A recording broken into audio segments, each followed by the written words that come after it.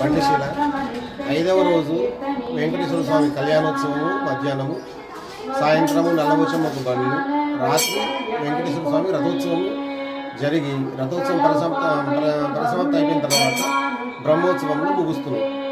ఈ కార్యక్రమానికి మహారాష్ట్ర, కర్ణాటక, మన తెలంగాణ, ఆంధ్రప్రదేశ్ రాష్ట్రాల నుంచి భక్తులు ఎక్కువగా వస్తూ ఉంటారు.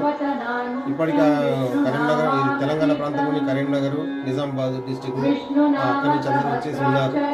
వాళ్ళ ఆధ్వర్యంలో వాళ్ళ భక్తులు ఎక్కువ ఉంటారు. వాళ్ళ ఆధ్వర్యంలోనే అన్ని కార్యక్రమాలు జరుగుతుంటాయి. ఇక్కడ వచ్చిన భక్తులందరికీ అన్ని ఏర్పాట్లు ఏ ఇబ్బందులు లేకుండా నీటి వసతి కానీ, రూమ్ వసతి కానీ అన్ని వసతులు ఏర్పాటు చేశారు. ఇక్కడ దేవాదాయ ధర్మాదాయ శాఖ ఆధ్వర్యంలో ఈవో గారు, చైర్మన్ గారు అందరు కలిసి అన్ని కార్యక్రమాలు ఏర్పాటు చేశారు. ఈరోజు సాయంత్రం 4 గంటల నుంచి బండ్లు స్టార్ట్ అయ్యాయి.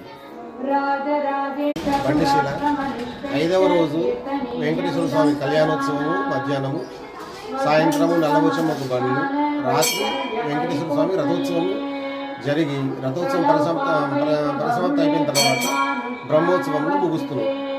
ఈ కార్యక్రమానికి మహారాష్ట్ర, కర్ణాటక, మన తెలంగాణ, ఆంధ్రప్రదేశ్ రాష్ట్రాల నుంచి భక్తులు ఎక్కువగా వస్తూ ఉంటారు.